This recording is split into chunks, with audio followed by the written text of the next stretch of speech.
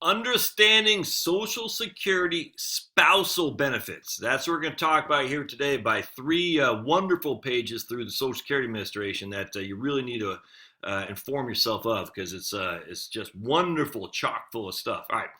So first and foremost, your full spouse's benefit could be up to 50% of your spouse's retirement age amount if you are at your own full retirement age when you take it. All right, so you can get 50% of your spousal benefit if you take it at your full retirement age. So Josh, I'm Josh, my wife is Charlotte. My benefit is $1,000 a month. That's my primary insurance amount. Charlotte can get $500 a month if she takes it at her full retirement age, 67 years old. She'll get $500 a month of a spousal benefit if she takes it at her full retirement age. It won't be $500 a month if she takes it before her full retirement age. Make sense? All right. If you qualify for your own retirement benefit, so Charlotte also may qualify for her own benefit and a spousal benefit, we always pay your own benefit first. So they're going to say, look, Charlotte, you get more from your own record than you would on half of your husband's. And so they'll pay automatically hers first. Does that make sense? However, you cannot receive spousal benefits until your spouse is receiving benefits. So Charlotte, no matter what happens, if I haven't filed and receiving benefits, even if the spousal benefit is greater than her benefit on her record, they won't pay her spousal benefit until I file. So I'm 4 years older than Charlotte. Let's fast forward. She's 62. I'm 66. I do not want to take my benefit until I'm 70 because I want to get the delayed earnings credits. All right, so now she will then have to go to Social Security and say, I want to file for my benefits, and they'll give her benefit based on her record. It'll be reduced because she's not full retirement age, and it will not give anything to do with the spousal benefits until I file 4 years later. If you, that's Charlotte, took your reduced retirement first, so she took her reduced benefit at 62, waiting based on her own earnings record, while waiting for your spouse to reach full retirement age, when you add spouse's benefits later, your own retirement portion remains reduced, which causes the total retirement and the spouse's benefit together to total less than 50%. I'll show you exactly what we calculate that here in just a second, all right? All right, so they talk about survivor benefits in this article, and I don't want to get into survivor benefits yet. So we're going to go to another benefit planner by year of birth. Now, this is somewhat confusing, but stay with me because we're going to show you a calculator figures out. Full retirement age is the age in which a person may first become entitled to benefits. All right, full benefits at your full retirement age is your primary insurance amount. No matter what your full retirement age is, also what they call the normal retirement age, you may start receiving benefits as early as 62 or as late as 70. You can retire at any age between 62 and your FRA, full retirement age. However, if you start benefits early, your benefits are reduced a fraction of a percent for each month below your full retirement age. All right, so they're going to give us a nice little chart here.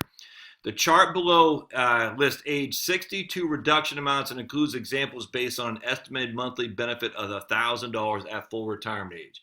Select your year of birth to find out how much your benefit will be reduced if you retire between age 62 and full retirement age. Okay, so we're going to go in full retirement age and benefit at 62. So this is for both me. So we'll start with me, and then we'll go to Charlotte, because the reason we're going to start with me, because that's going to be what her benefit is based on, my primary insurance amount. Does that make sense? So, all right, so we're going to scroll down.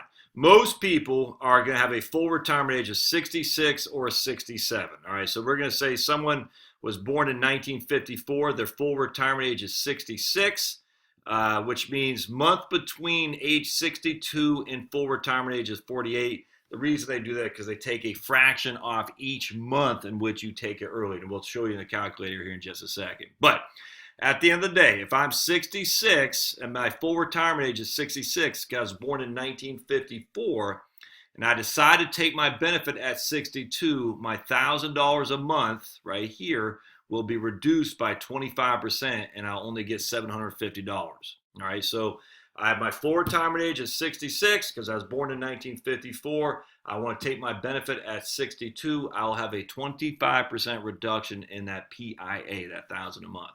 Now, for me, my full retirement age is 67 because I was born in 1970.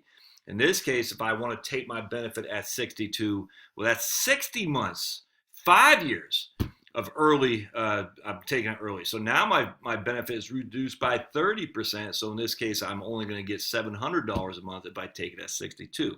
Hope that makes sense. Now, here's the interesting thing though.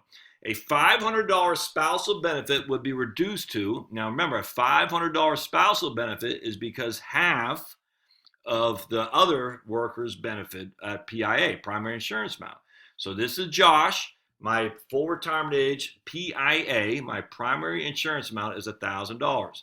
This is what Charlotte would get, half of my PIA, so $500 a month. However, it's reduced, the spousal benefit is reduced by this amount. All right, so when she takes it at early, her benefit will be reduced by 35%. Because she's taking it at 62, it'll be to only $325. It won't be $500, it'll be $325 instead. Now, let me just, that's confusing, I get it, but just shows you the level of the reduction in the benefit it's going to be without question. And that's a big deal, man. That's a big deal. So hold on just a second. We go to the next calculator. Before we do that, I want to reiterate the spousal benefit because I think this is critical. So Charlotte goes to Social Security. And they're going to say, Charlotte, you have your own record, your own benefits based on your own record. We're going to pay you off that first. And she'll say, no, I want my spousal benefit. The first thing they're going to say is, has your husband filed? And she's going to say, no. And they say, we're not going to pay your spousal benefit. We're going to pay your benefit because he hasn't filed. And you cannot get a spousal benefit until he files. Then let's just say, fast forward, say he did file, but his benefit is only $1,000 a month is my PIA. All right. Well, she'll get half of that, but it's going to be reduced down by 35%. It's going to be, so she'll get half of my PIA, which is $500 a month, but because she's taking at 62, it's going to be reduced by 35%. So we take $500 a month is her spousal benefit minus 35%, and it's going to pay her $325 a month. Or if my PIA was $2,000, it'd pay her $650 a month. So the question is, will her benefit give her more than $650 a month than the reduction in spousal benefit? The answer is probably yes. It really is. So that's not much. So if the spousal takes the reduced benefits, we're really talking a significant reduction. All right. So let's go to this calculator because this is pretty cool right here. Benefits for spouses. All right. So here we go. This again from Social Security Administration, SSA.gov. When a worker files for retirement benefits, the worker's spouse may be eligible for a benefit based on the worker's earnings. So Charlotte would be eligible based on my benefit earnings. And vice versa, by the way. Vice versa.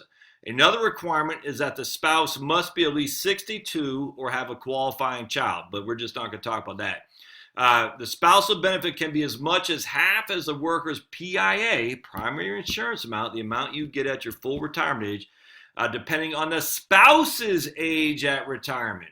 If the spouse begins receiving benefits before full retirement age, the spouse will receive a reduced benefit.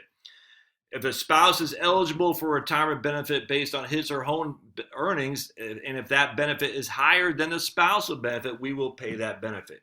Otherwise, we pay the spousal benefit. It cannot be clearer. They're going to pay you the more. No other way around that. But remember, you don't get the spousal benefit unless the other spouses file.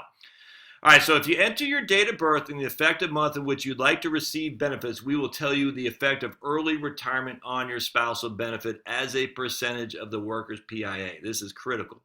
So we're going to enter our date of birth as 6/1, I think I put 1960.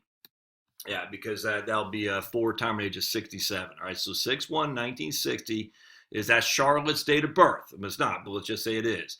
Enter the effective month in which you would like to begin receiving benefits. All right, so remember, at 6/1/1960, that means today's 2019, 1960. That means she'll be 60 years old next year. But she can't receive benefits until 2022 when she'll be 62. Does that make sense?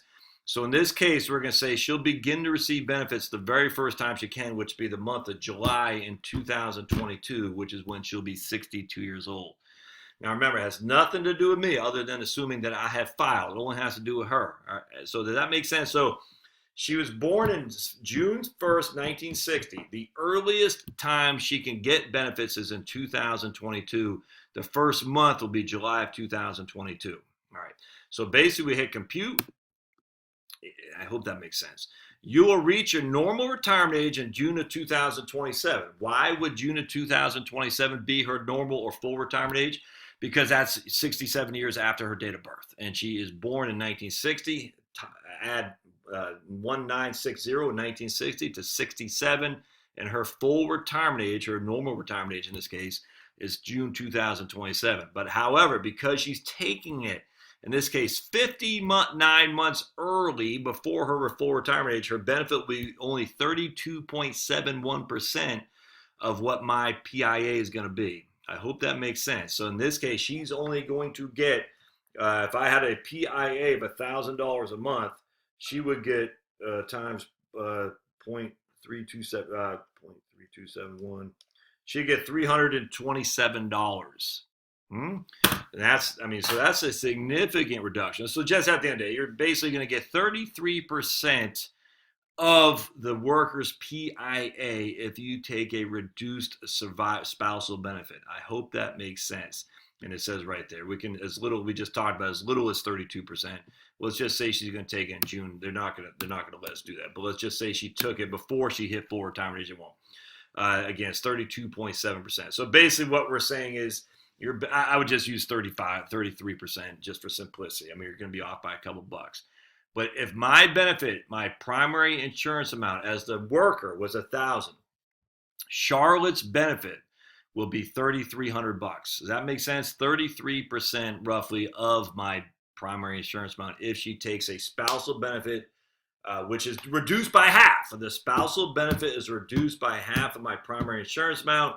But it's also reduced by even more because she filed it early. So in this case, it'll be reduced by 67.2, almost 70%. I hope this helps. A lot going on there, but just keep that in mind. It's just a lot to chomp on. If you take a reduced spousal benefit, it's just not going to pay much. It'll pay you, at no more than 33% of your primary insurance amount if you take it at your earliest age of eligibility, which is 62. So that's a big deal relative to what your own benefit would be, which would probably be more than that. All right, we'll see you later.